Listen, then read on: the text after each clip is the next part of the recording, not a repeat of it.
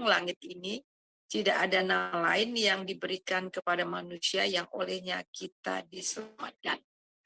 Sekali lagi, dan keselamatan tidak ada di dalam siapapun juga selain di dalam Dia. Jadi jelas firman Tuhan tegas sekali mengatakan bahwa keselamatan tidak ada di dalam siapapun selain di dalam Dia, di dalam Tuhan Yesus Kristus. Karena Dialah jalan, kebenaran, dan hidup. Tidak ada seorang pun sampai kepada Bapa kalau tidak melalui aku, kata Tuhan Yesus. Sebab di bawah kolong langit ini tidak ada nama lain yang diberikan kepada manusia yang olehnya kita selamat. Jadi hanya di dalam Tuhan Yesus kita dapat diselamatkan. Nah, minggu lalu kita sudah belajar bagaimana eksistensi manusia sebelum dan sesudah jatuh ke dalam dosa. Nah, hari ini kita akan melihat ya kembali bahwa manusia itu diciptakan menurut gambar dan rupa Allah. Jelas ya, bahwa manusia itu diciptakan menurut gambar dan rupa Allah. Jadi manusia itu, saya singkat apa yang kita pelajari minggu lalu, manusia adalah makhluk yang berakhlak, manusia itu adalah makhluk yang bermartabat, atau makhluk yang bermoral. Karena apa? Karena kita diciptakan menurut gambar dan rupa Allah. Itu artinya bahwa kita diciptakan di dalam karakternya Allah. Apa itu karakternya Allah? Yaitu kekudusan, dia mulia, kudus, benar, dan adil. Jadi kita diciptakan menurut gambar dan rupa Allah, itu berarti kita diciptakan langsung mengemban langsung karakter Allah. Yaitu dalam kemuliaan, di dalam kekudusan, di dalam kebenaran, dan di dalam keadilan. Nah, kita ini adalah refleksi dari karakter Allah itu sendiri. Ini luar biasa, saudara ya. Jadi manusia adalah makhluk yang sempurna, lebih mulia daripada ciptaan-ciptaan yang lain. Kalau ciptaan yang lain hanya lewat firman semuanya jadi.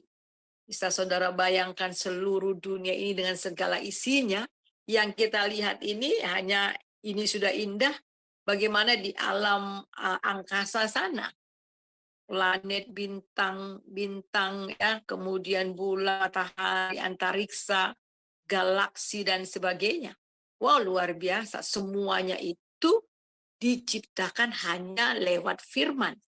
Bahkan semua binatang-binatang yang ada di laut, ya, di darat dan di laut, semuanya itu lewat firman. Segala tumbuh-tumbuhan, semuanya lewat firman. Itu dahsyat banget. Jadi, tetapi ketika dijadikan manusia mau diciptakan, manusia lewat sidang ilahi. Marilah kita. Jadi Allah Bapa, Anak, dan Roh Kudus ya mengatakan marilah kita menjadikan manusia, menciptakan manusia. Jadi kita lihat kata di dalam, mari kita lihat itu di dalam Kejadian pasal yang pertama, ayat yang ke-26. Kejadian yang pertama, ayat yang ke-26. Ya. Kejadian pertama, ayat yang ke-26. Ya, silakan baca. Kejadian 1 ayat 26. Berfirmanlah Allah, baiklah kita menjadikan manusia menurut gambar dan rupa kita, supaya mereka berkuasa atas ikan-ikan di laut dan burung-burung di udara dan atas ternak dan atas seluruh bumi dan atas segala binatang melata yang merayap di bumi. Ya, ayat 27. Maka Allah menciptakan manusia itu menurut gambarnya. Menurut gambar Allah diciptakannya dia, laki-laki dan perempuan diciptakannya mereka. Luar biasa. Jadi kita melihat di situ, saudara. Jadi benar-benar manusia ini diciptakan secara khusus, dengan maksud yang khusus. Dengan tujuan yang khusus, yaitu untuk kemuliaan Allah. Nah, di dalam ayat yang ke-25b, Setelah alam semesta selesai dan diciptakan, Allah berkata, Allah melihat bahwa semua itu baik. Namun ketika manusia sudah diciptakan, di dalam ayat 31, maka Allah melihat segala yang dijadikannya itu sungguh amat baik. Jadilah petang, jadilah pagi. Itulah hari yang ke-6. Jadi kalau semua ciptaan ini dengan segala apa yang ada di isinya, Tuhan katakan di situ semuanya baik. Tetapi ayat 31, sekali lagi kita coba baca, Bu. 31. Maka Allah melihat segala yang dijadikannya itu sungguh amat baik. Dan jadilah pagi, itulah hari ke-6. Ya, kita melihat di sini sungguh amat baik. Jadi kita melihat di sini bahwa kehadiran manusia di bumi semua menjadi komplit. Dan Tuhan memberi mandat untuk mengelola bumi dengan otoritas yang daripada Tuhan. Itu dapat kita baca di Kejadian 1 ayat 28. Ayat yang ke-28. Allah memberkati mereka, lalu Allah berfirman kepada mereka, beranak cuculah dan bertambah banyak, penuhilah bumi dan taklukkanlah itu, berkuasalah atas ikan-ikan di laut dan burung-burung di udara, dan atas segala binatang yang merayap di bumi. Ya, ini luar biasa. Jadi kita bukan hanya diciptakan begitu sempurna, tetapi kita juga diberi otoritas untuk menaklukkan bumi, otoritas untuk memimpin. Nah, jadi kita lihat di sini, selain itu juga manusia diciptakan sebagai makhluk yang memiliki pribadi. Sama seperti Allah itu adalah pribadi. Nah, sebagai makhluk yang memiliki pribadi, kita memiliki jati diri. Kita memiliki pengenalan diri, kehendak diri, dan inilah hak azazinya manusia. Jadi sekali lagi, ini hak azazinya manusia. Jadi sebagai makhluk yang rasional dan berpribadi, karena dia itu makhluk yang berpribadi, ya kita lihat bukan hanya itu, manusia itu juga makhluk yang rasional, yang berpribadi. Kita memiliki pikiran, pertimbangan. Segala sesuatu yang kita lakukan, kita putuskan, itu sudah lewat pemikiran, sudah lewat pertimbangan demi pertimbangan. Jadi ketika mereka memutuskan untuk bertindak melakukan sesuatu, itu dilakukan secara sadar. Dan juga sudah lewat pertimbangan-pertimbangan. Jadi kita lihat manusia memiliki kehendak bebas. Oleh sebab itu minggu lalu kita sudah belajar. Ketika kita melihat ketika ular datang kepada Hawa, kita melihat di dalam Kejadian pasal yang ketiga. Ya. Kejadian pasal yang ketiga. Kita baca di dalam ayat yang ya. Tetapi ular itu berkata kepada perempuan itu, sekali-kali kamu tidak akan mati. Tetapi Allah mengetahui pada waktu kamu memakannya, matamu akan terbuka dan kamu akan menjadi seperti Allah, tahu tentang yang baik dan yang jahat. Kita melihat ayat yang ke-6. Perempuan itu melihat bahwa buah itu baik untuk dimakan. Nah, tadinya mungkin ya, bukan mungkin ya, kalau lewat pohon itu ya lewat-lewat saja, enggak ada tertarik. Akan tetapi sekarang ketika ular itu sudah katakan, kalau kamu makan buah itu, matamu akan terbuka dan kamu akan menjadi seperti Allah. Jadi kita lihat yang memotivasi daripada Hawa itu untuk makan. Manusia pertama itu makan buah itu karena ingin menjadi seperti Allah. Dan kita tahu bahwa Lucifer itu kenapa dia dibuang ke bumi. Dan kemudian kita melihat di situ karena apa? Dia ingin menjadi seperti Allah. Nah itu, ingin menjadi seperti Allah. Oleh sebab itu juga dia menggoda manusia dengan hal yang sama. Nah, perempuan itu melihat bahwa buah baik dimakan. Jadi ketika dia lihat, itu sudah ada pertimbangan. Wah, ini buah ini baik sekali, sedap kelihatannya, lagi pula menarik hati, dan memberi pengertian. Lalu dia mengambil buah itu. Jadi kita lihat ini prosesnya mungkin bukan 1 hari 2 hari, dan di sini tidak dikatakan berapa lama. Ini lewat pertimbangan demi pertimbangan. Jadi ketika manusia itu memakan buah itu, mereka makan buah itu dengan sadar. Karena ini sudah lewat pertimbangan demi pertimbangan. Mereka sadar apa yang mereka lakukan. Dan mereka sadar juga akan konsekuensinya dengan apa yang mereka lakukan. Jadi jelas bahwa disinilah kita melihat ya kehendak diri, kita melihat kesadaran diri mereka dan hak bebas mereka. Nah, kita lihat di sini apa sih tujuan daripada sebenarnya tujuan daripada ujian itu? Yaitu yang pertama, perlu karena manusia memiliki kehendak bebas. Dan mereka dapat menentukan segala perbuatan dan keputusan oleh kehendak mereka sendiri.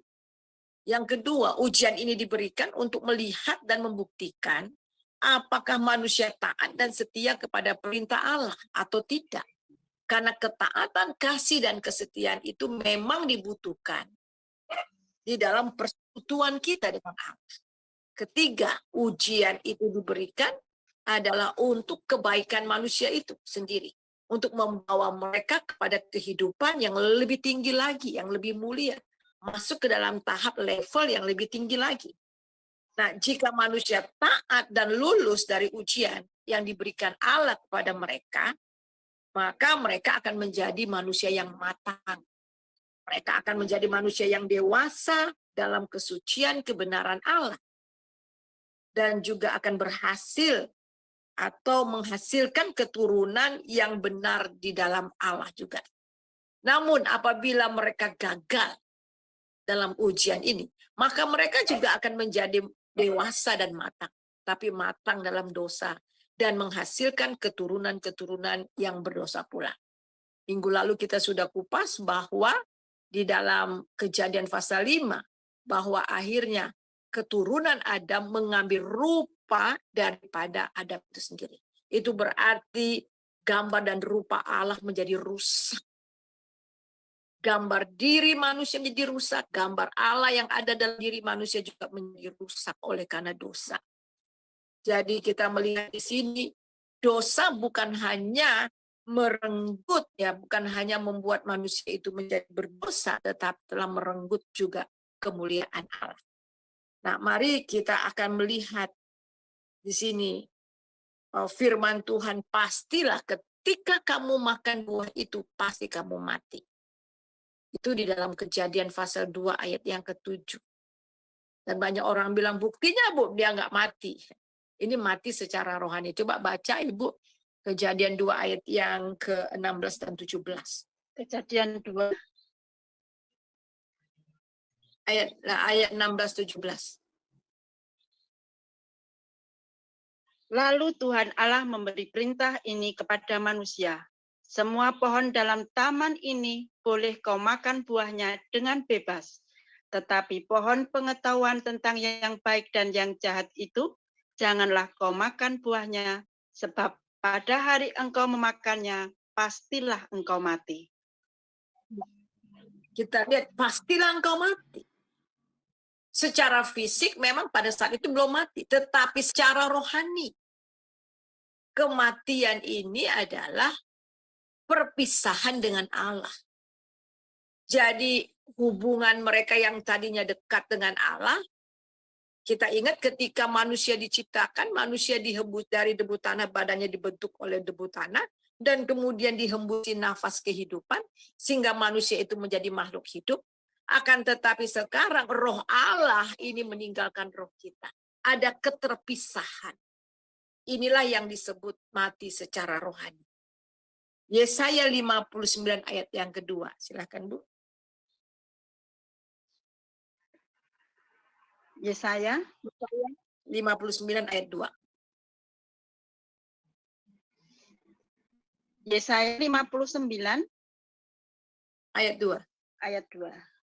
Tetapi yang merupakan pemisah antara kamu dan Allahmu ialah segala kejahatanmu, dan yang membuat dia menyembunyikan diri terhadap kamu sehingga ia tidak mendengar ialah segala dosamu. Ya. Jadi kita melihat di sini tadinya hubungan Adam Hawa dengan Tuhan Allah, dengan Elohim itu begitu baik. Mereka sering bercakap-cakap dan Tuhan sering mengunjungi mereka, ya. Tetapi sekarang ketika mereka jatuh dalam dosa, mereka takut bertemu dengan Tuhan. Ada pemisah dan dosalah yang membuat mereka terpisah dari Allah. Nah, ada 3 perpisahan yang mereka alami. Yang pertama, mereka terpisah dari Allah. Dan yang kedua, mereka terpisah dari diri mereka sendiri. Dan ketiga, terpisah dari orang lain. Nah, kita tahu ada satu lagi, manusia itu bukan hanya makhluk yang rasional, intelektual, moral, tetapi manusia itu juga makhluk yang sosial. Makhluk yang bergaul, makhluk yang membina hubungan. Akan tetapi ketika manusia jatuh dalam dosa, mereka bukan hanya terpisah dari Allah, tetapi terpisah dari diri sendiri. Mulai ada kebencian, mulai ada konflik-konflik terjadi. Nah, saudara, apa yang terjadi, saudara, dalam diri manusia? Jadi ketika manusia jatuh dalam dosa, kemuliaan Allah itu lenyap. Mereka sadar mau mereka telanjang. Bukan berarti bahwa kemarin-kemarin itu mereka tidak telanjang, mereka telanjang. Tetapi mereka ditutupi oleh kemuliaan Allah. Dan mereka tidak berpusat kepada diri sendiri. Akan tetapi ketika mereka jatuh dalam dosa, kemuliaan Allah lenyap dari mereka. Mereka mulai berpusat pada diri sendiri. Mulai berpusat kepada ego diri sendiri. Karena ego inilah, karena berpusat pada diri sendiri inilah terjadi konflik-konflik. Jadi konflik pada diri sendiri, terjadi konflik kepada orang lain. Jadi sebenarnya bagi orang yang percaya, saudara, penghalang yang terbesar itu mengapa kita sulit untuk mengalami Tuhan. Mengapa kita sulit untuk merasakan hadirat Tuhan. Dan juga banyak konflik-konflik terjadi baik dalam diri kita maupun terhadap orang lain. Oleh karena apa? Semua itu berpusat dari ego kita. Jadi sebenarnya ketika iblis menawarkan kamu akan menjadi seperti Allah, itu adalah seperti racun. Racun prideness, yaitu racun kesombongan, keangkuhan. Nah, itulah yang akhirnya yang diwarisi oleh manusia. Nah, kita melihat di sini, kita melihat apa yang terjadi ketika manusia telah hilang hubungannya dengan Tuhan. Roh Allah terpisah dari mereka. Hadirat Allah absen dari kehidupan. Manusia absen dari hadirat Allah. Manusia absen dari kehidupan Allah. Akibatnya manusia dikuasai oleh iblis dan menjadi jahat. Coba baca Kejadian 6 ayat 5 dan 6. Kejadian 6 Ayat 5 dan 6. Ketika dilihat Tuhan bahwa kejahatan manusia besar di bumi dan bahwa segala kecenderungan hatinya selalu membuahkan kejahatan semata-mata. Ayat 6, maka menyesallah Tuhan bahwa ia telah menjadikan manusia di bumi dan hal itu memilukan hatinya. Ya. Jadi kita melihat ini akibatnya, saudara. Yang akibat karena ketidakhadiran Allah dalam kehidupan manusia. Manusia menjadi jahat. Jadi ketika Tuhan Allah melihat manusia di bumi ini, dia lihat segala kecenderungan. Perhatikan segala kecenderungan hati. Mereka hanya membuahkan kejahatan semata-mata. Allah menyesal untuk telah menciptakan mereka, telah menjadikan mereka. Ini menyesal itu karena apa? Karena pilu. Karena betul-betul memilukan hati Tuhan.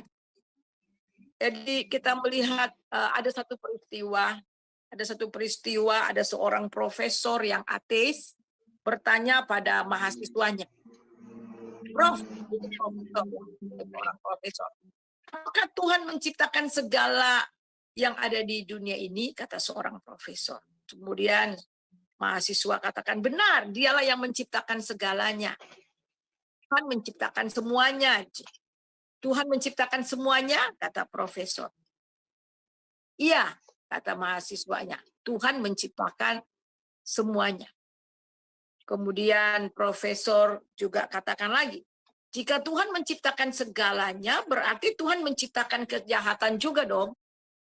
Kemudian mahasiswa yang di kelas itu terdiam dan sulit untuk menjawab hipotesis profesor tersebut. Suasana hening, kemudian dipecahkan dengan seorang mahasiswa yang bertanya, Profesor, bolehkah saya bertanya sesuatu? Kemudian profesor katakan, tentu saja, jawab profesor. Kemudian mahasiswa itu bilang, Prof, apakah dingin itu ada? Profesor menjawab, pertanyaan macam apa itu? Tentu saja dingin itu ada. Kemudian mahasiswa itu menjawab dan menyangkal apa yang dikatakan oleh profesor itu. Profesor, dingin itu tidak ada. Menurut hukum fisika, yang kita anggap dingin itu adalah ketiadaan panas. Suhu 460 Fahrenheit adalah ketiadaan panas sama sekali dan semua partikel menjadi diam dan tidak bereaksi pada suhu tersebut. Jadi kata dingin itu diciptakan untuk mendeskripsikan ketiadaan panas, untuk menyatakan ketiadaan panas. Kemudian mahasiswa itu melanjutkan lagi, Prof, apakah gelap itu ada? Profesor menjawab, tentu saja gelap itu ada. Prof itu bilang lagi, sekali lagi Prof, kamu salah. Gelap itu tidak ada. Gelap adalah keadaan di mana tidak ada cahaya. Cahaya bisa dipelajari, gelap tidak. Jadi kita bisa menggunakan prisma Newton untuk memecahkan cahaya. Jadi beberapa warna dan pelajari berbagai panjang gelombang tiap warna. Dan dapat dipelajari berbagai gelombang dalam setiap warna. Tapi Anda tidak bisa mengukur gelap. Seberapa gelap suatu ruangan diukur dengan berapa intensitas cahaya di ruangan tersebut. Jadi kata gelap dipakai manusia untuk mendeskripsikan ketiadaan cahaya. Akhirnya mahasiswa itu bertanya lagi, Prof, apakah kejahatan itu ada? Kemudian profesor katakan, pertanyaan apa itu? Tentu saja ada kejahatan itu. Kemudian mahasiswa itu menjawab, sekali lagi Anda salah, Profesor.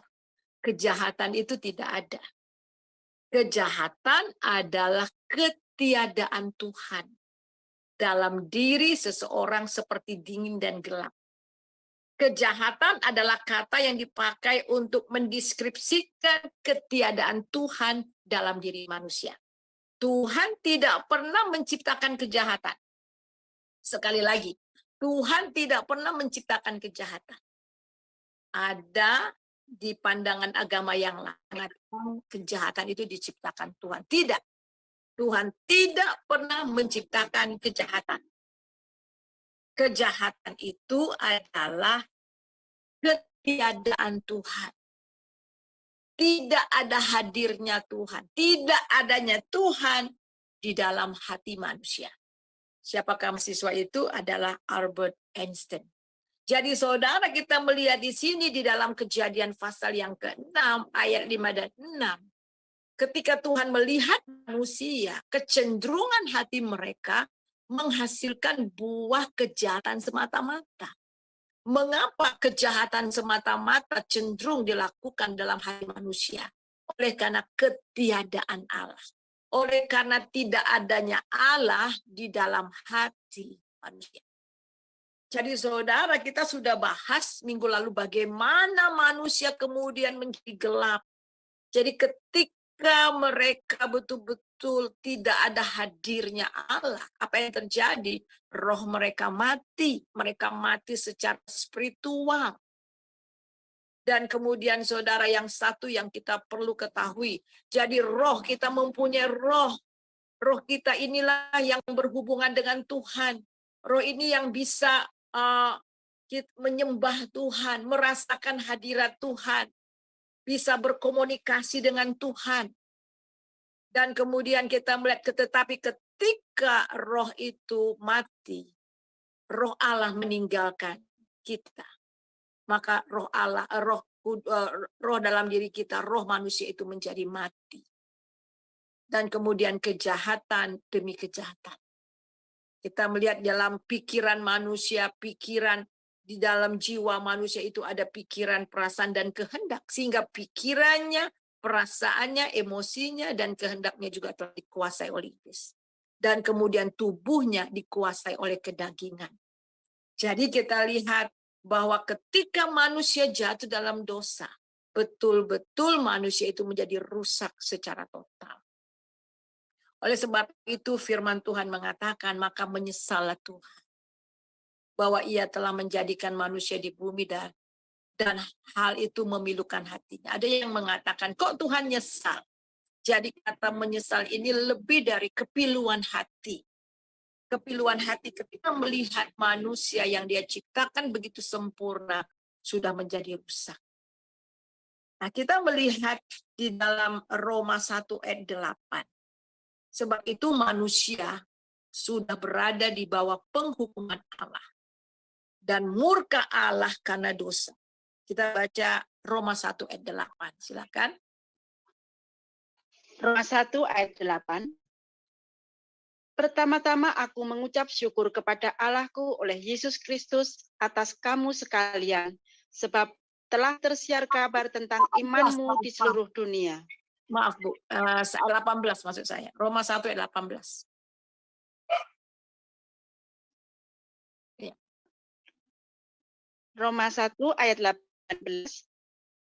Sebab murka Allah nyata dari surga atas segala kefasikan dan kelaliman manusia yang menindas kebenaran dengan kelaliman. Ya. Jadi murka Allah nyata dari surga atas segala kefasikan, kelaliman manusia yang menindas kebenaran dengan kelaliman. Pada waktu zaman dahulu, zaman Nuh, Tuhan langsung membinasakan. Tuhan langsung mengirim air bah. Dan juga peristiwa Sodom dan Gomora, api belerang.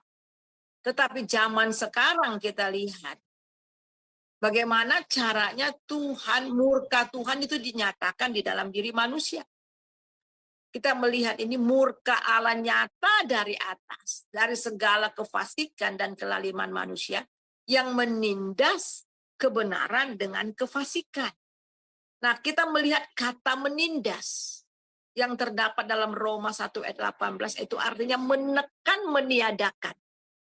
Tadi kita sudah belajar bahwa ketika manusia itu diciptakan menurut gambar dan rupa Allah, manusia itu diciptakan dalam kemuliaan, manusia itu diciptakan di dalam kebenaran, manusia itu diciptakan di dalam kekudusan dan keadilan. Akan tetapi sekarang, ketika manusia jatuh dalam dosa, mereka tahu kebenaran tetapi mereka menindasnya. Manusia tahu keadilan tetapi mereka tidak melakukannya. Manusia tahu akan kemuliaan juga. Manusia tahu yang namanya keadilan, kekudusan, kebenaran, tetapi semuanya itu sudah ditindas. Sehingga di sini dikatakan mereka menindas kebenaran dengan kelaliman. Kita baca di ayat 21-nya. Ayat 21, 22, dan 23. Roma 1 ayat 21. Sebab sekalipun mereka mengenal Allah, mereka tidak memuliakan Dia sebagai Allah atau mengucap syukur kepadanya. Sebaliknya, pikiran mereka menjadi sia-sia dan hati mereka yang bodoh menjadi gelap. Ya. Ayat Jadi kita 22. melihat, Ayat 22, mereka berbuat seolah-olah mereka penuh hikmat, tetapi mereka telah menjadi bodoh. Ayat 23, mereka menggantikan kemuliaan Allah yang tidak fana dengan gambaran yang mirip dengan manusia yang fana, burung-burung, binatang-binatang yang berkaki 4, atau binatang-binatang yang menjalar. Ya. Jadi kita melihat di sini ini keadaan manusia yang sudah benar-benar rusak, saudara. Jadi mereka mengenal Allah. Mereka tahu akan Allah. Nanti kita akan melihat bahwa walaupun manusia itu jatuh dalam dosa, sudah rusak, tetapi mereka masih punya hati nurani. Kesadaran akan Allah itu nggak hilang dari manusia. Tetapi kita melihat ini mereka tidak memuliakan Dia sebagai Allah untuk mengucap syukur. Sebaliknya pikiran mereka menjadi sia-sia. Mereka menjadi bodoh dan gelap. Dan kita melihat di sini mereka berbuat seolah-olah penuh hikmat, tetapi mereka bodoh. Dan mulai menggantikan kemuliaan Allah yang tidak fana. Dengan gambaran yang mirip dengan manusia yang fana. Burung-burung, binatang berkaki 4, atau binatang-binatang yang menjalar. Nah, oleh sebab itu bagaimana caranya Tuhan murka atas mereka? Ayat 24, silakan. Karena itu Allah menyerahkan mereka kepada keinginan hati mereka akan kecemaran, sehingga mereka saling mencemarkan tubuh mereka. Ya, ini dia. Jadi saudara, kalau zaman dahulu ya dengan air bah, Tuhan sudah berjanji Dia tidak akan lagi membuat air bah dengan pelangi ya. Dan kemudian pernah juga dengan di Sodom dan Gomora itu dengan api belerang. Dan kemudian sekarang bagaimana caranya murka Allah itu dinyatakan? Dengan membiarkan mereka. Dengan menyerahkan mereka kepada kecemaran tubuh. Tapi kalau sudah sudah waktunya kecemaran itu, saudara, Tuhan murka. Apakah saat ini Tuhan tidak bisa juga murka dengan api, bisa saja, ya. Nah, kita melihat oleh sebab itu, saudara, manusia semakin hari semakin jahat. Nah, kita melihat ayat yang ke-25, baca 25. Sebab mereka menggantikan kebenaran Allah dengan dusta dan memuja dan menyembah makhluk dengan melupakan penciptanya yang harus dipuji selama-lamanya. Amin. Ya, kemudian kita melihat mereka menggantikan kebenaran Allah dengan dusta. Nah, oleh sebab itulah ayat 26 kita melihat lagi Tuhan menyerahkan mereka, ayat 26. Karena itu Allah menyerahkan mereka kepada hawa nafsu yang memalukan, sebab istri-istri mereka menggantikan persetubuhan yang wajar dengan yang tak wajar. Ya, kemudian ayat 27. Demikian juga suami-suami meninggalkan persetubuhan yang wajar dengan istri mereka dan menyala-nyala dalam birahi mereka seorang terhadap yang lain, sehingga mereka melakukan kemesuman laki-laki dengan laki-laki, dan karena itu mereka menerima dalam diri mereka balasan yang setimpal untuk kesesatan mereka. Ini kita melihat di sini, saudara, sudah zaman dahulu itu sudah ada Sodom dan Gomora. Kenapa sampai dibasmi oleh Tuhan dengan api belerang dari surga? Oleh karena apa? Oleh karena LGBT ini. Ya, ini dosa, ini sehingga Tuhan menyerahkan mereka pada hawa nafsu yang memalukan. Kita melihat sekarang ini apa yang terjadi di dunia ini, saudara. Sepertinya banyak orang yang menerima, bahkan ada beberapa gereja di luar sana menerimanya, menikahi sejenis, laki-laki dengan laki-laki, perempuan dengan perempuan. Kok kelihatannya Tuhan diam saja gitu. Kenapa nggak langsung basmi mereka dengan api atau dengan apa gitu ya? Ternyata di sini Tuhan murka Allah, Tuhan tunjukkan justru Tuhan menyerahkan mereka kepada hawa nafsu. Hawa nafsu mereka yang menyala-nyala itu. Tetapi ketika pada akhirnya, saudara, murka Allah Murka Allah turun atas mereka dan tidak bisa ada pun yang dapat mengelak atas murka Allah ini. Nah, kita mereka melihat di sini juga di dalam ayat yang ke-28. Dan karena mereka tidak merasa untuk mengakui Allah, maka Allah menyerahkan mereka kepada pikiran-pikiran yang terkutuk, sehingga mereka melakukan apa yang tidak pantas. Ayat 29, penuh dengan rupa-rupa kelaliman, kejahatan, keserakahan, dan kebusukan, penuh dengan dengki, pembunuhan, perselisihan, tipu muslihat, dan kefasikan. Ayat 30, mereka adalah pengumpat, pemfitnah, pembenci Allah, kurang ajar, congkak, sombong, pandai dalam kejahatan, tidak taat kepada orang tua, ayat 31, tidak berakal, tidak setia, tidak penyayang, tidak mengenal belas kasihan. Terus 32, Bu. Sebab walaupun mereka mengetahui tuntutan-tuntutan hukum Allah, yaitu bahwa setiap orang yang melakukan hal-hal demikian patut dihukum mati. Mereka bukan saja melakukannya sendiri, tetapi mereka juga setuju dengan mereka yang melakukannya. Nah, kita melihat di sini betul-betul manusia itu sudah rusak gambar dirinya. Benar-benar rusak gambar diri mereka rusak. Menurut gambar dan rupa Allah juga rusak.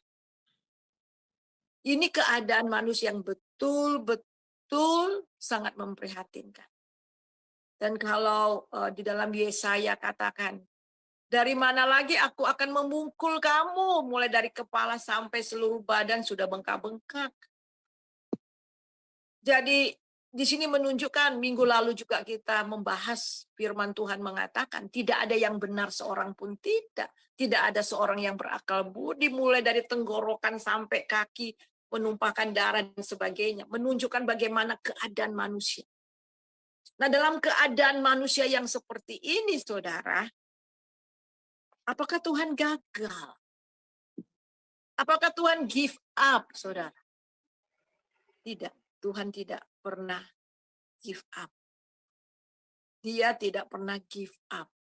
Dan rencananya kepada manusia tetap pada rencananya semula. Yaitu supaya manusia memuliakan nama dia. Dan kembali bersekutu dengan dia. Jadi kita harus tahu bahwa kenapa pada waktu Adam sudah jatuh dalam dosa, Tuhan bertanya, Adam, di manakah kamu? Apakah Tuhan tidak tahu Adam di mana? Tahu. Tetapi minta pengakuan. Jadi kita melihat di sini mengaku bahwa dia itu sudah berdosa. Tetapi dia katakan, ini gara-gara perempuan ini. Maka aku makan. Terjadi konflik-konflik antara mereka. Ada ketakutan. Dan kita melihat di sini, saudara, bahwa hubungan yang tadi harmonis sekali dengan Tuhan, dengan sesama sudah mulai tidak ada lagi. Anak daripada Adam, yaitu kita lihat Kain, kemudian membunuh adiknya Habel, dan seterusnya. Tetapi sekali lagi Allah tidak pernah. Kenapa, saudara? Karena kita berasal dari Allah. Ada mahasiswa saya bilang gini di kelas, Bu, kenapa nggak basmi aja semua? Itu manusia kita terus Tuhan ciptakan yang baru. Dijadikan manusia yang baru lagi, Adam yang baru lagi. Nggak bisa, saudara. Ingat, manusia itu makhluk kekal.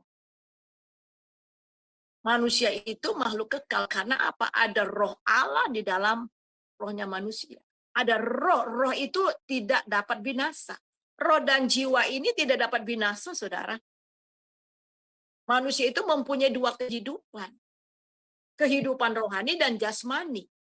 tubuh ini kembali kepada debu, tetapi roh dan jiwanya, saudara, itu kekal. Dan itu tidak bisa dibinasakan begitu saja. Kalau binatang, ketika mati, udah nggak ada lagi kehidupan. Tetapi manusia ada kehidupan. Sebab itu manusia tidak bisa dibasmi begitu aja kemudian diciptakan yang roh, nggak bisa. Karena rohnya, jiwanya akan kembali kepada Allah. Karena itu milik Allah, itu diberikan. Ruah itu, ya, kehidupan itu diberikan Tuhan, itu berasal daripada Tuhan dan akan kembali kepada Tuhan.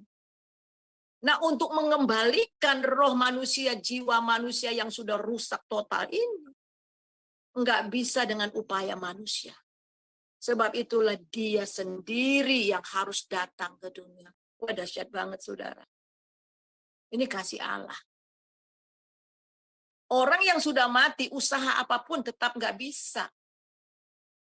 Ketika orang di ruang ICU pakai alat semua ya untuk jantungnya supaya, tetapi itu hanya alat. Tetapi setelah dilepas apapun, kalau sudah mati apapun usaha manusia untuk menghidupi orang yang mati nggak bisa.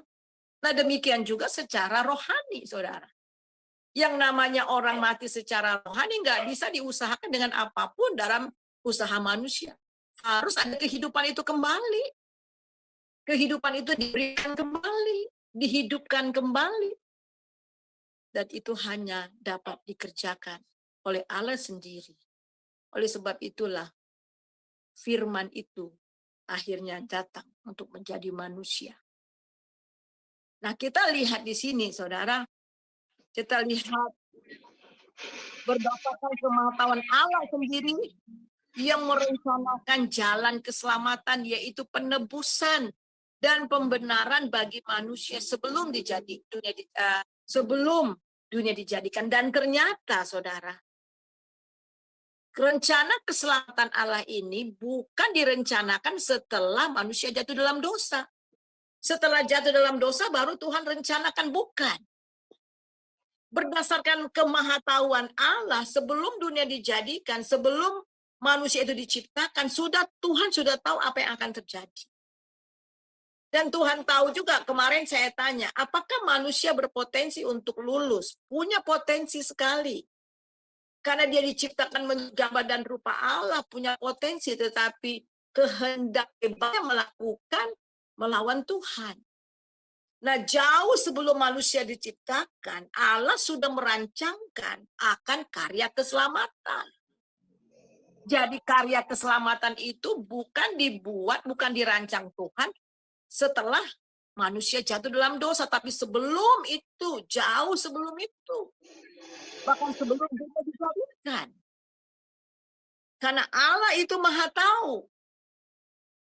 Nah, kita melihat itu di dalam Efesus 1 ayat yang keempat dan ayat 11. Silakan baca. Efesus 1 ayat 4 dan 11. Efesus 1 ayat 4. Sebab di dalam Dia Allah telah memilih kita sebelum dunia dijadikan, supaya kita kudus dan tak bercacat di hadapannya. Ayat 11. Aku katakan di dalam Kristus, karena di dalam Dialah kami mendapat bagian yang dijanjikan, kami yang dari semula ditentukan untuk menerima bagian itu sesuai dengan maksud Allah, yang di dalam segala sesuatu bekerja menurut keputusan kehendak-Nya. Ya, itu dahsyat banget. Sebab di dalam Dia, di dalam siapa? Di dalam Yesus. Yesus sebelum datang ke dunia, firman yang belum menjadi manusia, itu sudah dirancang. Allah Tritunggal itu sudah merancangkan keselamatan ini, saudara. Jauh sebelum itu. Jadi Allah yang menyatakan, kita harus tahu. Ya, Allah yang menyatakan dirinya kepada manusia itu adalah manusia Yesus Kristus. Yaitu Yesus yang firman yang menjadi manusia. Jadi kalau dalam perjanjian lama kita melihat ada malaikat biasa dengan malaikat Tuhan. Malaikat biasa menolak untuk disembah. tapi malaikat Tuhan menerima sembah. Itulah sebenarnya Yesus itu sebelum datang ke dunia, sebelum berinkarnasi menjelma menjadi manusia, yang menyatakan dirinya kepada manusia. Jadi kita melihat di sini, saudara, bahwa sebelum dunia dijadikan, Allah telah memilih kita supaya kita kudus dan tak bercacat di hadapannya. Jadi dipilih di dalam Yesus. Ada orang mengatakan, wah berarti keselamatan itu ada yang ditentukan selamat, ada yang ditentukan tidak selamat. Bukan itu maksudnya. Tetap memilihnya di dalam Yesus. Jadi bagi orang yang percaya di dalam Yesus, percaya kepada Yesus, keselamatan itu menjadi miliknya. Ini itu. Nah, kita melihat di sini bahwa supaya kudus dan tak bercacat di hadapannya. Aku katakan di dalam Kristus, sekali lagi di dalam Kristus. Jadi sekali lagi keselamatan hanya ada di dalam Yesus Kristus. Yesus Kristuslah juru selamat. Kalau akhir-akhir ini banyak yang mengatakan Yesus bukan juru, ada yang mengatakan sibuk membahas, ada yang mengatakan Yesus bukan juru selamat, itu salah. Yesus adalah juru selamat dan dia juga kita melihat hanya di dalam dia, dalam Kristus. Dan di dalam dialah kami mendapat bagian yang dijanjikan. Hanya dalam Yesus. Kami yang dari semula ditentukan untuk menerima bagian itu sesuai dengan maksud Allah.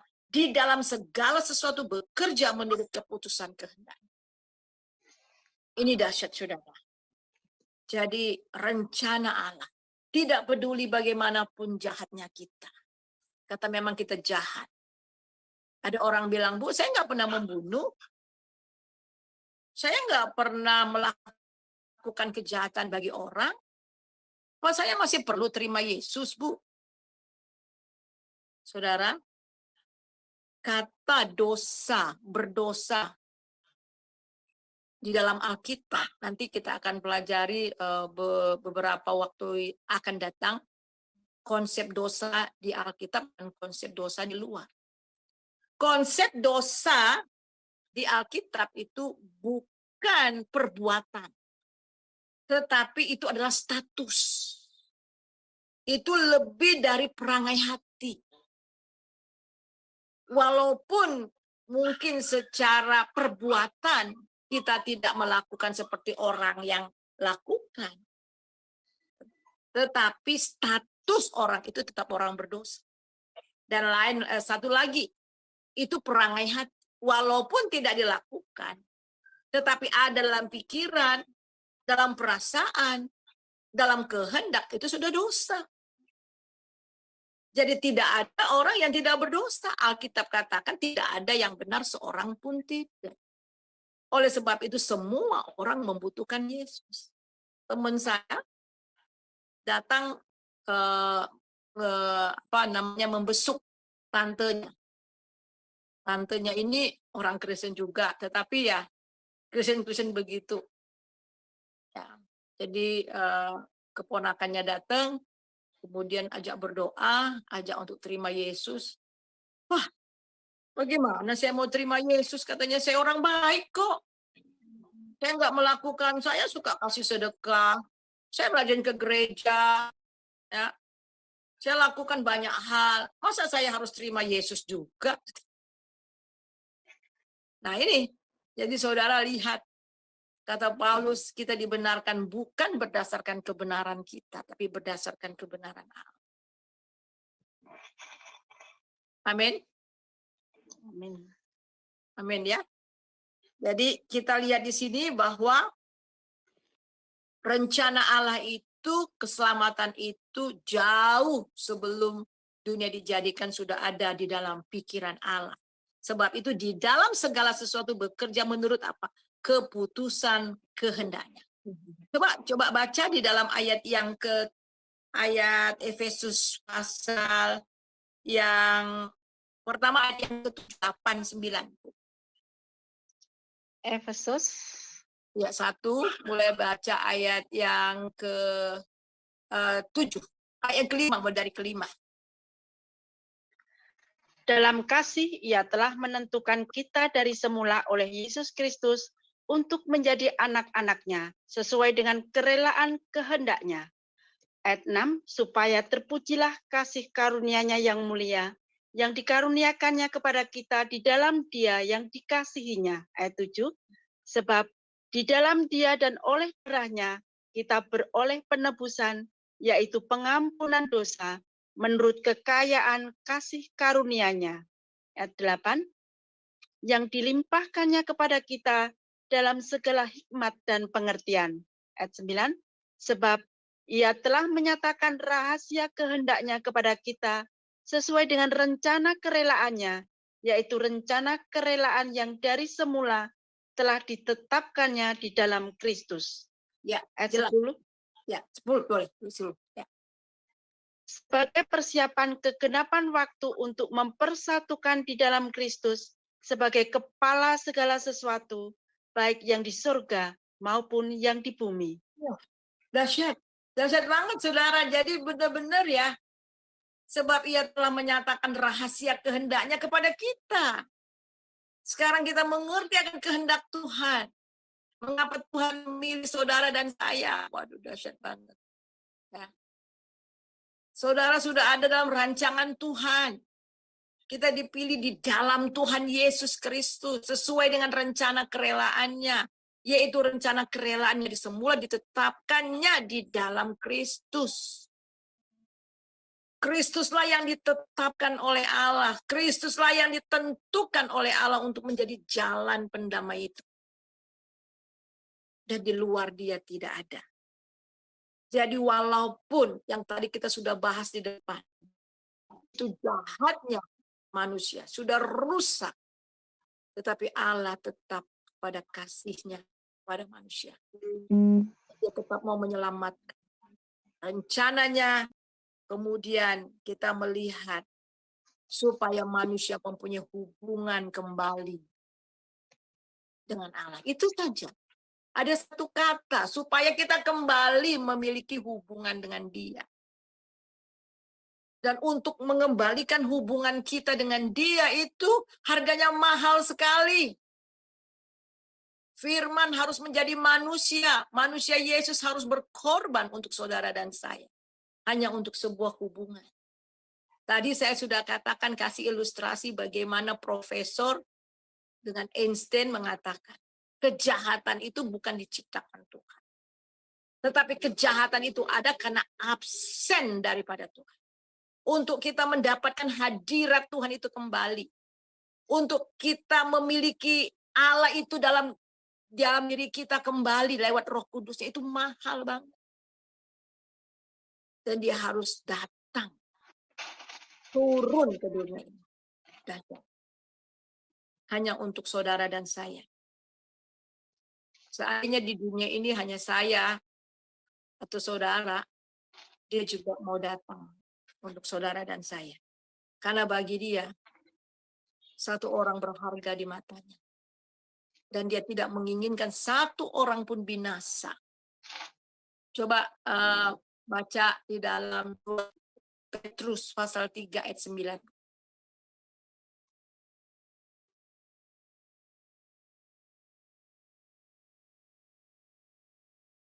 2 Petrus 3 ayat 9. Ya, itu dia. 2 Petrus 3 ayat 9. Tuhan tidak lalai menepati janjinya, sekalipun ada orang yang menganggapnya sebagai kelalaian. Tetapi Ia sabar terhadap kamu, karena Ia menghendaki supaya jangan ada yang binasa, melainkan supaya semua orang berbalik dan bertobat. Ya. Ada banyak orang bilang gini, kok Tuhan tunda-tunda ya? Tuhan masih kasih kesempatan rahmat-Nya supaya orang itu bertobat. Tuhan tidak lalai menepati janjinya sekalipun ada orang yang menganggapnya sebagai kelalaian. Tetapi Ia sabar terhadap kamu. Ia menghendaki supaya jangan ada yang binasa, melainkan supaya semua orang berbalik dan bertobat. Tuhan Yesus memberikan ilustrasi bagaimana ada 100 domba. Satu hilang, dia cari yang satu itu. Itu berarti satu orang, one person, sangat berharga di mata Tuhan. Dan satu orang itu seharga dengan darah Yesus yang tak ternilai. Jadi sekarang kita melihat bagaimana caranya rencana Allah ini dapat dilaksanakan. Jadi dalam melaksanakan tujuan dan rencana Allah ini, Allah mempunyai persiapan yang sangat menakjubkan. Ia mempersiapkan rencananya dengan teliti dan pasti. Pertama-tama dipersiapkan di dalam diri manusia itu sendiri. Ia menyatakan rencana penebusan keselamatan itu kepada dunia pertama lewat manusia itu sendiri. Yang pertama, dilihat dari kodrat manusia. Perlu kita ketahui, walaupun manusia telah kehilangan kemuliaan Allah, kesucian dan keadilan Allah, namun manusia tidak kehilangan kesadaran rohani atau hati nurani. Melalui kesadaran inilah Allah mulai melaksanakan persiapan dan rencananya, yaitu yang pertama, manusia sadar akan adanya Allah. Orang ateis yang dengan sombongnya tidak mengakui Allah, in the deep in their heart, in the bottom of their heart, they believe in. Dia sadar ada yang punya kuasa. Dia sadar ada Sang Maha Kuasa, tetapi karena kesombongan mereka yang seperti tadi kita baca tadi di dalam Roma pasal yang pertama, tidak ada yang bisa berdalih, hati nurani itu ada. Tetapi mereka menyangkal kebenaran dengan dusta. Jadi kita melihat di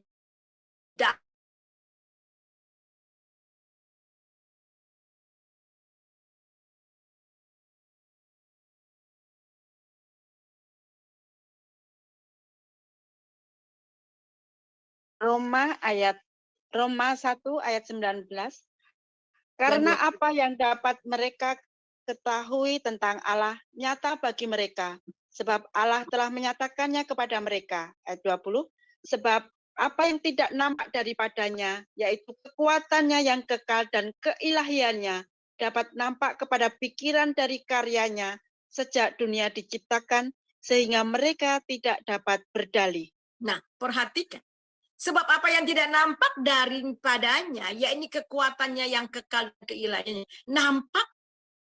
dapat nampak pada pikiran karyanya sejak dunia dijadikan, sehingga mereka nggak ada dalih. Jadi manusia itu nggak ada dalih, tidak dapat berdalih yang mengatakan bahwa Allah itu tidak ada. Jadi lewat karya penciptaannya.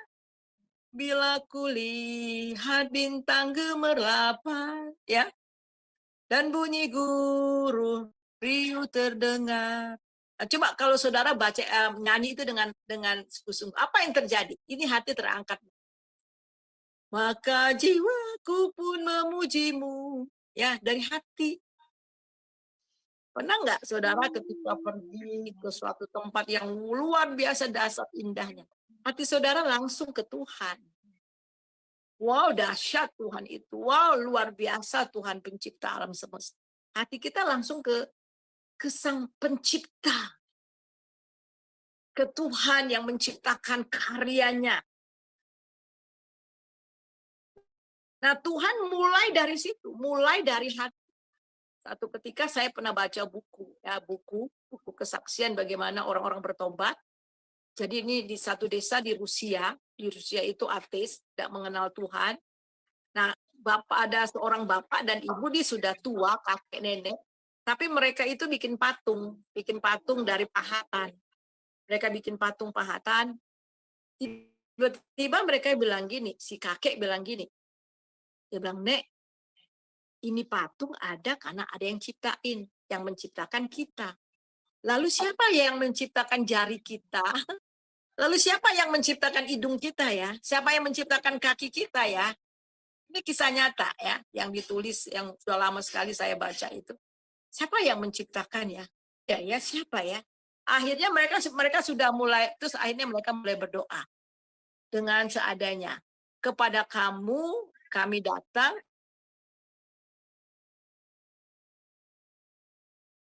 kamu nyatakanlah siapa kamu yang menciptakan kami. Gitu. Itu doanya. Jadi satu ketika datang misionari lewat di depan rumahnya, kemudian mampir, dikasih minum, dan akhirnya diinjili, terima Yesus. Jadi saudara, itu dari hati, berdasarkan kasih karunia Tuhan.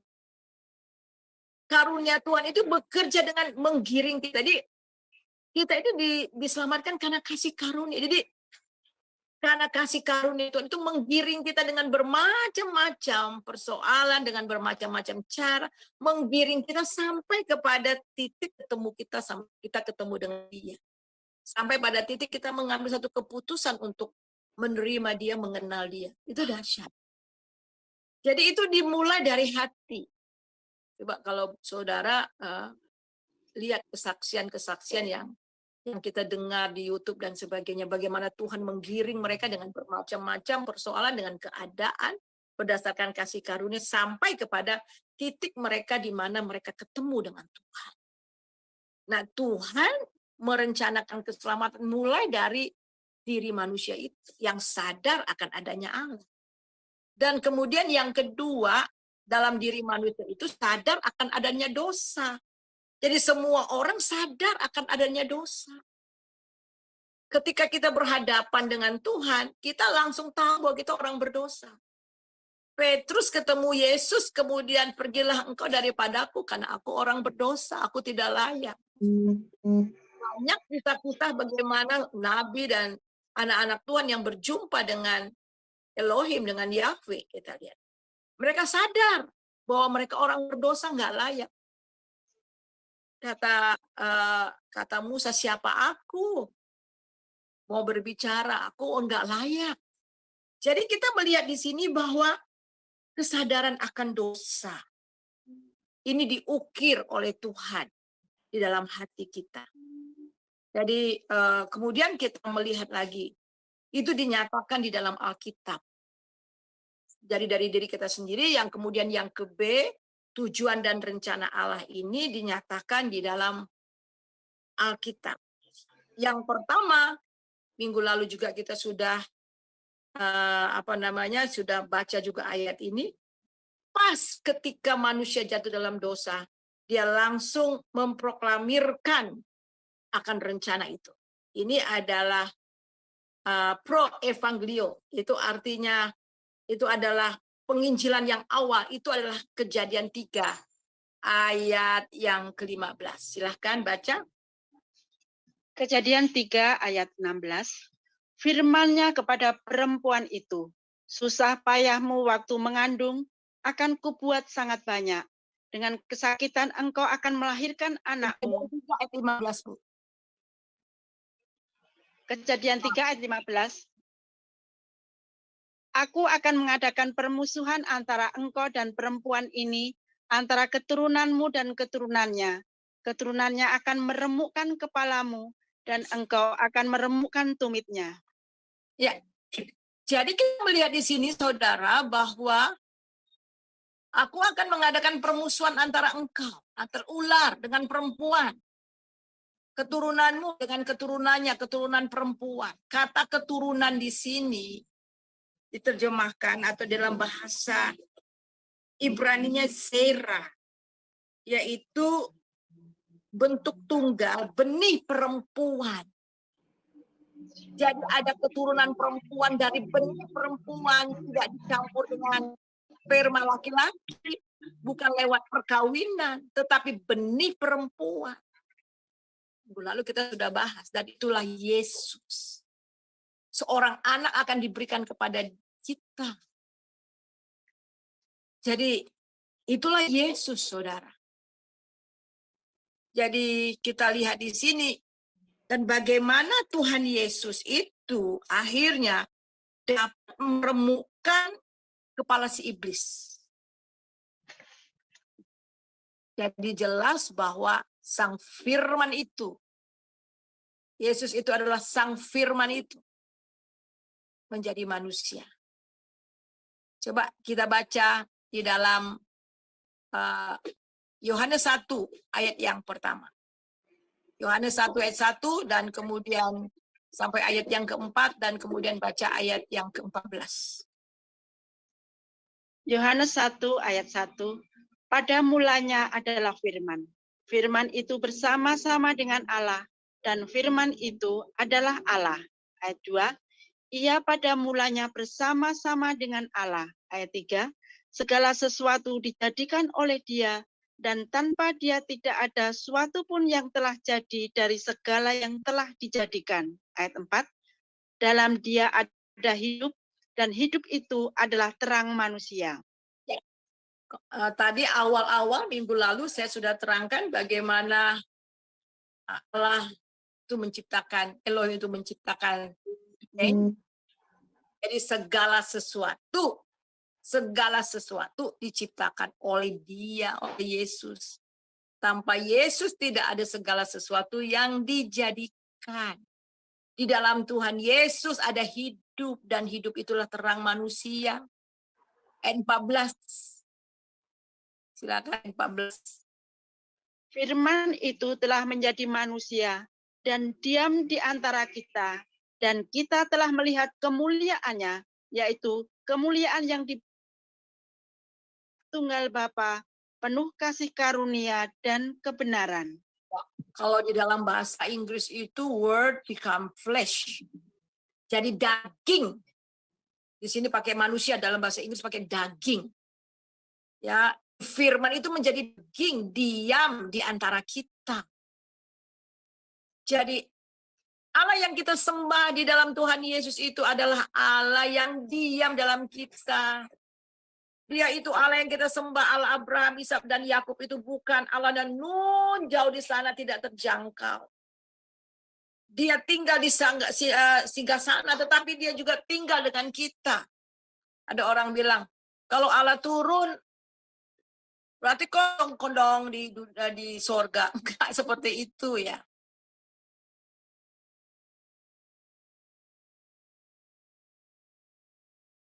Lihat bahwa dia diam di antara kita. Allah yang kita sembah adalah Allah yang transcendent, nun jauh di sana. Tetapi dia juga adalah Allah yang amanen, yang tinggal bersama-sama dengan kita. Wah, dahsyat. Dan mari kita baca di dalam Ibrani 2 ayat 14-15.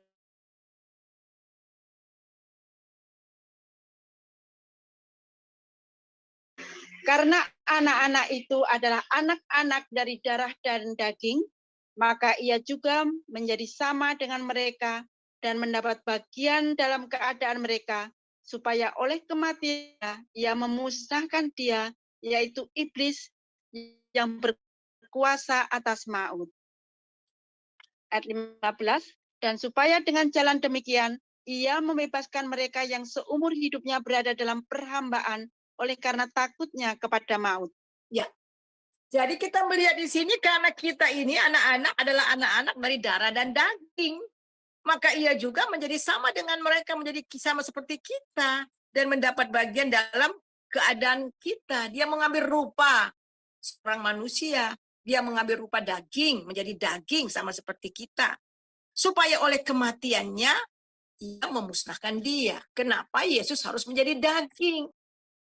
Supaya dia bisa mati.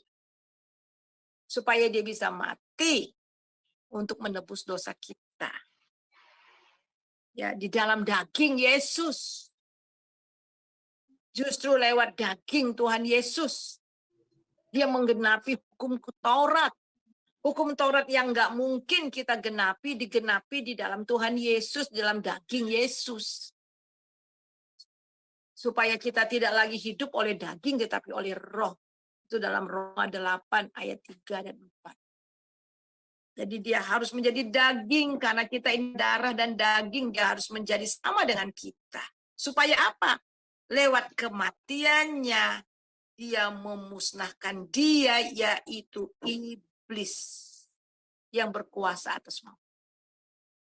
Jadi bagaimana supaya kepala si ular itu sengat maut itu dapat dihancurkan lewat salib, lewat kematiannya di atas kayu salib.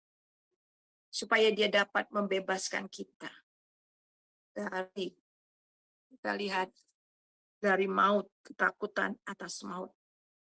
Jadi demi menyelamatkan manusia, dia harus datang menumpahkan darah. Kita baca bagaimana dalam Kejadian 3 ayat yang ke-15, kemudian kita baca juga di dalam Kejadian 3:21. Silakan. Kejadian 3 Ayat 21. Kejadian 3 ayat 21. Dan Tuhan Allah membuat pakaian dari kulit binatang untuk manusia dan untuk istrinya itu, lalu mengenakannya kepada mereka. Ya, jadi kita melihat di sini, jadi bagaimana usaha daripada Adam untuk menutupi kemaluannya dengan menutupi daun-daun, ya. Tetapi Tuhan mengambil daun-daun itu dan menyembelih seekor binatang. Itu arti diambil kulitnya. Itu ada penumpahan darah. Di sini kita lihat sifat Allah yang mengambil inisiatif. Dosa Adam adalah dosa pertama dalam seluruh Alkitab. Tetapi kematian Adam bukan kematian yang pertama. Karena ada makhluk lain yang telah mati untuk makhluk ini bukan mati karena tua, tetapi Allah sendiri yang menyembelihnya. Demi menyelamatkan manusia harus ada penumpahan darah dan pengorbanan. Allah menyembelih makhluk-makhluk ciptaannya dan melalui kematian itu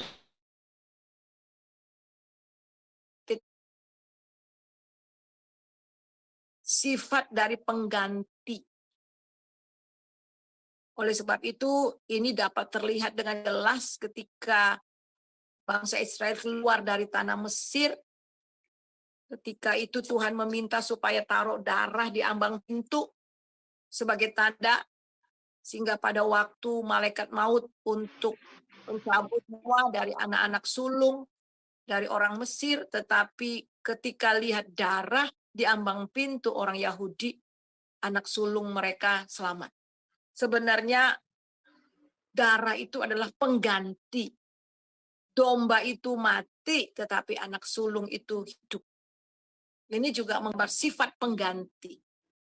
Jadi Yesus katakan, inilah darahku, darah perjanjian untuk pengampunan dosa manusia.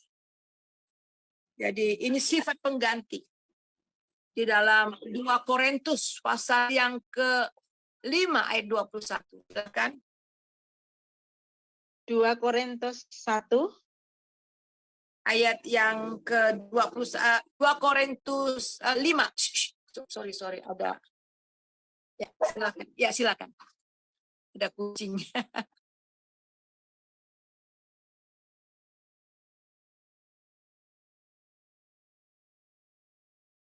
Dia yang tidak mengenal dosa telah dibuatnya menjadi dosa karena kita, supaya dalam Dia kita dibenarkan oleh Allah. Ini luar biasa ya. Jadi ketika disalib, ketika kita percaya Yesus, mengaku dosa-dosa kita bertobat mengaku dosa kita. Semua karya keselamatan Tuhan Yesus menjadi bagian kita. Kita sampai di sini, nanti kita sambung lagi ya. Nah, kita sambung lagi. Jadi hari ini kita melihat rencana Allah dalam keselamatan ditinjau dari manusia itu sendiri, kodrat manusia itu sendiri, dan lewat Alkitab.